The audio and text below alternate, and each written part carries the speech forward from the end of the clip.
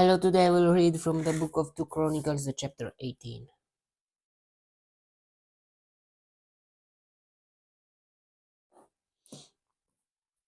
Micaiah prophesies against Ahab.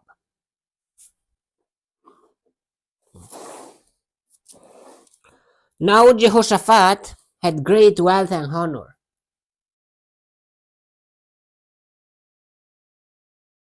and he allied himself with Ahab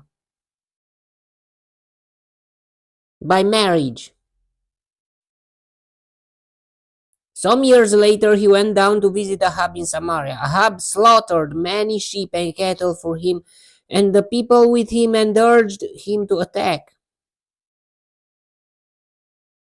Ramoth Gilead.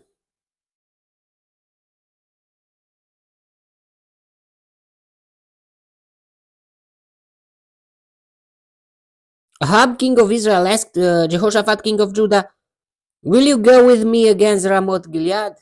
Jehoshaphat replied, "I am as you are, and my people as your people." He was a nationalist.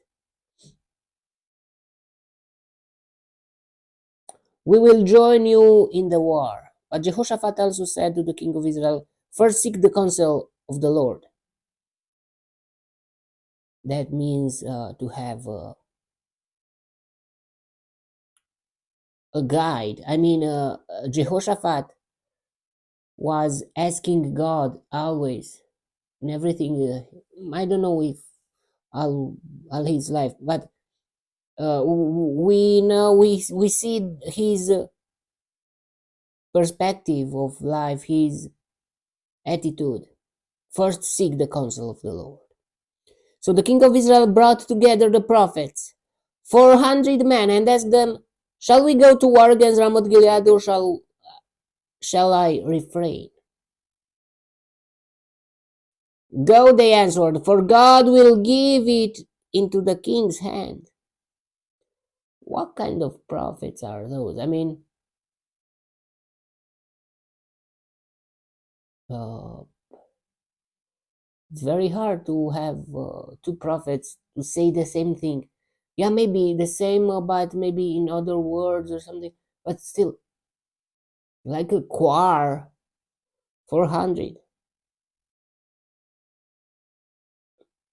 I don't know how they answered, but Jehoshaphat asked, "Is there not a prophet of the Lord here whom we can inquire of?" A prophet of the Lord. Those prophets, I don't know if they were prophets of the Lord. The king of Israel answered Jehoshaphat, "There is still one man through whom we can inquire of the Lord, but I hate him because he never prophesies anything good about me, but always bad. He's Micaiah, son of Imlah."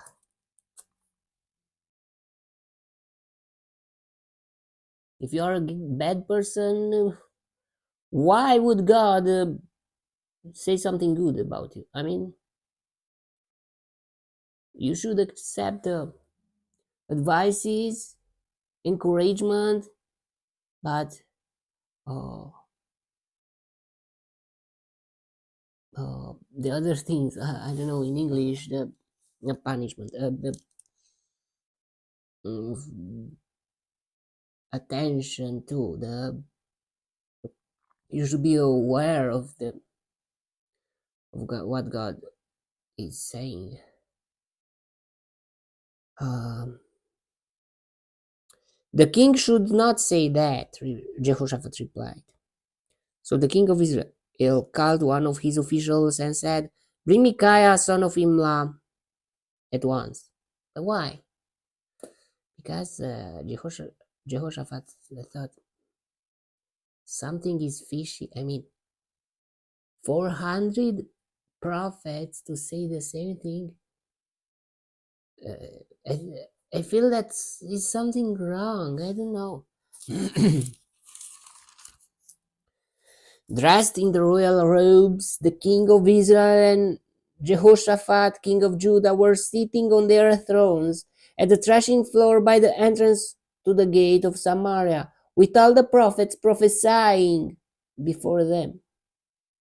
Now Zedekiah son of Kenana and made iron horns, and he declared, "This is what the Lord says: with these you will guard the Arameans until they are destroyed." Like on the wave, that man, Zedekiah son of Kenana.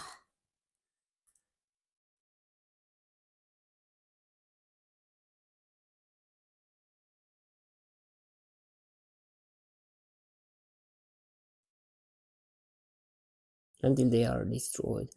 All the other prophets were prophesying in the same thing. "Attack Ramoth Gilead and be victorious," they said, "for the Lord will give it into the king's hand."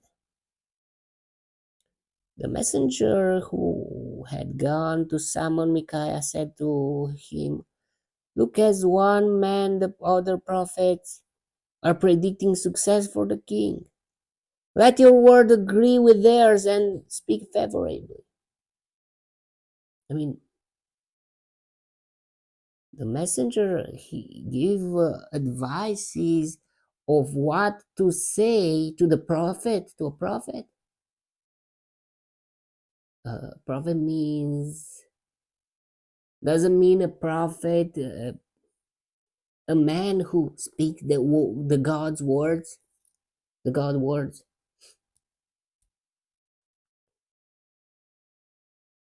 without adding or taking out any words. But Micaiah said, "As surely as the Lord lives, I can tell him only what my God says." When he arrived, the king asked him, "Micaiah, shall we go to war against Ramoth Gilead, or shall I refrain?" "Attack and be victorious," he answered, "for they will be given into your hand." The king said to him, "How many times must I take you swear to tell me nothing but the truth? The truth, in the name of the Lord." Even the king was, something is not okay. I mean, you always told me bad things, and now you're saying like the others. But if you have that, you maybe the answer was in Jehoshaphat's heart from the beginning. I mean, yeah, it's a war. You should be aware of. I mean, God, is it okay? And if God is saying yes, it's okay. If God, if the prophets are saying yes, it's okay. 400 prophets, something is not okay. God, is that okay? Call another prophet, ask another prophet. And another prophet, the Zedekiah, son of Kenana, says, "Attack and be victorious," he answered, "for they will be given into your hand." And I don't know, something is fishy, is not okay, it's not, something is wrong. Yeah, it's wrong to ask God if you know that something is not okay from the beginning. Why you are asking God? It's like, you know the words of God, you know the Bible, the Holy Bible, and the laws and the everything, and you still ask God, is that a sin to make something, or to, is that a sin? It's not a sin, right?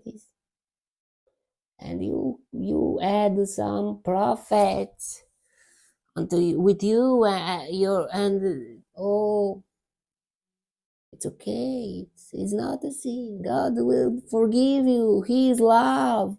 He wants you only to be happy.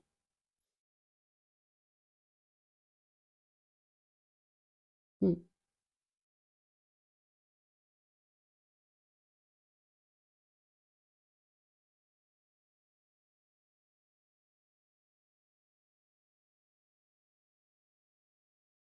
The king said to him, "How many times must I make you swear to tell me nothing but the truth in the name of the Lord?"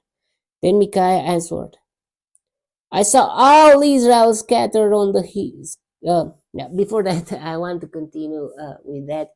Um, and some people they break the theology and make their own theology that approves with their own vicious things, and to escape from the guilt.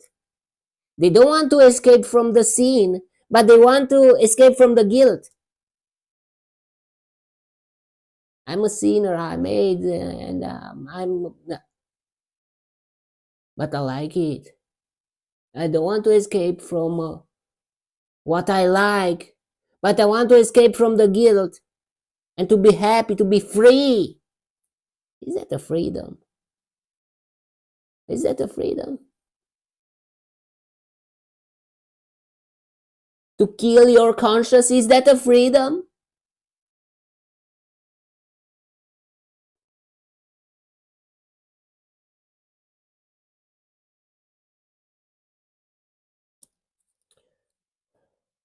Then Micaiah answered, "I saw all Israel scattered on the hills, like sheep without a shepherd. And the Lord said, These people have no master. Let each one go home in peace." The king of Israel said to Jehoshaphat, "Didn't I tell you that he never prophesies anything good about me but only bad?" Why that? Why is that? Because you are a bad man. You don't want to change yourself, but you want that the prophets to agree with you, with your life, with your sins, with your vicious things.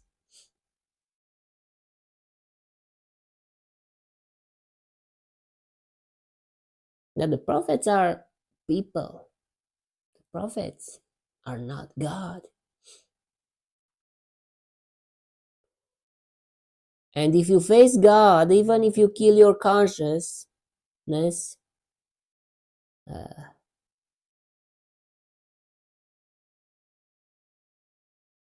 you will see the hell. Like, I mean, God is alive. It's in Himself. And He will resurrect your consciousness. And if you made bad mistakes and killed your consciousness, you will feel guilty. Uh, Micaiah continued, "Therefore hear the word of the Lord. I saw the Lord sitting on his throne with all the host of heaven standing on his right and on his left. And the Lord said, Who will entice Ahab, king of Israel, into attacking Ramoth Gilead and going to his death there?" Wow. One suggested this, and another that. Finally, a spirit came forward, stood before the Lord, and said, "I will entice him." Are there not evil spirits? And how they entered in the heaven? Uh, yeah, they still have access to the heaven uh, until they will be uh, put in prison.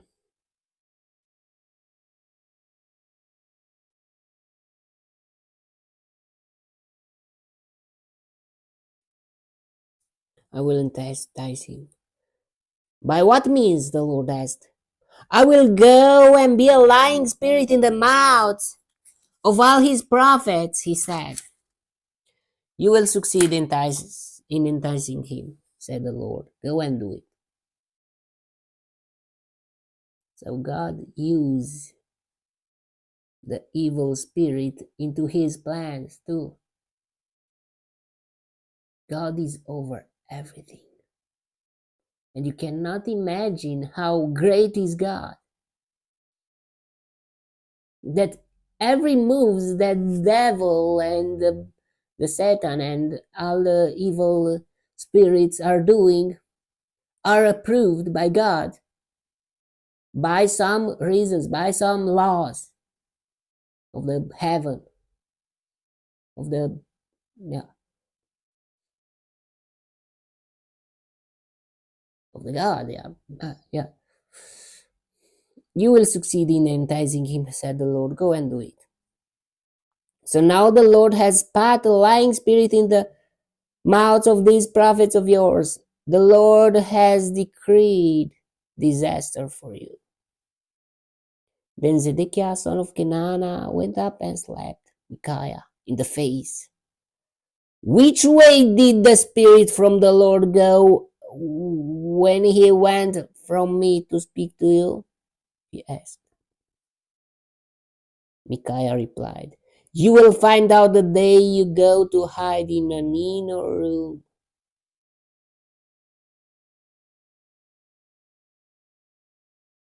It's like a prediction, like a blasphemy, not blasphemy. It's like a curse. I don't know. No, it was. I don't know. The king of Israel then ordered, Take Micaiah and send him back to Ammon, the ruler of the city, and to Joash the king's son, and say, This is what the king says. Put this fellow in prison and give him nothing but bread and water until I return safely. Micaiah declared, If you ever return safely, the Lord has not spoken through me. Then he added, Mark my words, all you people. A prophet never hide himself. I mean, not if he's needed to speak something, he he goes with courage. And if you are a prophet, you should do that. Ahab killed at Ramoth Gilead. So the king of Israel and Jehoshaphat, king of Judah, went up to Ramoth Gilead. The king of Israel said to Jehoshaphat, I will enter the battle in disguise, but you wear your royal robes. Why? It was a trick that he somehow to escape, and that Jehoshaphat to be put on the target. So the king of Israel disguised himself and went into battle. Now the king of Aram had ordered his chariot commanders, Do not fight with anyone, small or great, except the king of Israel. Why? Because God wanted that, and even their plan, their Aram's plan was to destroy the king.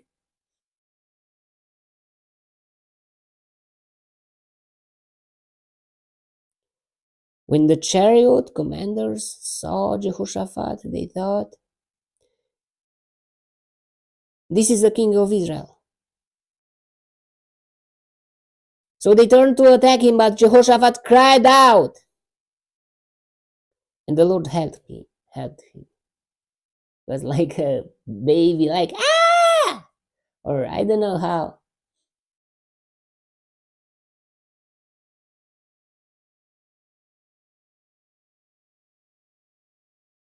God drew them away from him. For when the chariot commanders saw that he was not the king of Israel, they stopped pursuing him. This is not the king of Israel. He's like a child. Some, somehow like something like that. And maybe sometimes you don't know how God created you, and some lots of things. Those are for your help. When I was in Ukraine or something like that, and they saw me, God was with me, yeah, for sure. But I was like a child, and I am, and uh, it was different. If I was a bad boy or something like a, it would be worse. But now, but he was something. Yeah.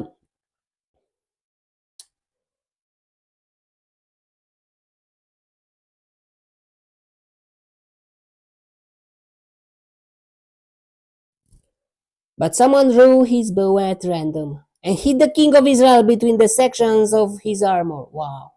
At random, and the target was exactly because the heaven had a plan to kill Ahab, let Ahab to be killed. The king told the chariot driver, "Well around and get me out of the fighting. I've been wounded." All day long the battle raged, and the king of Israel propped himself up in his chariot, facing the Arameans until evening. Then at sunset he died.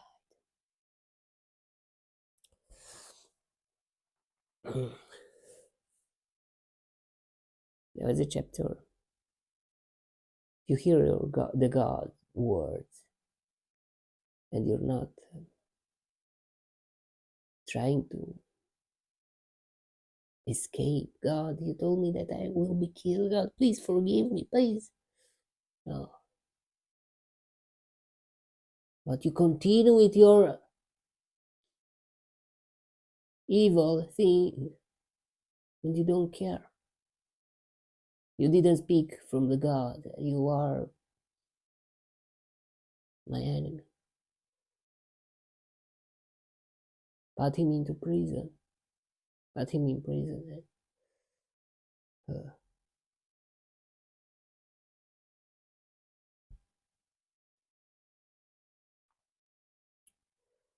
okay, that was the chapter.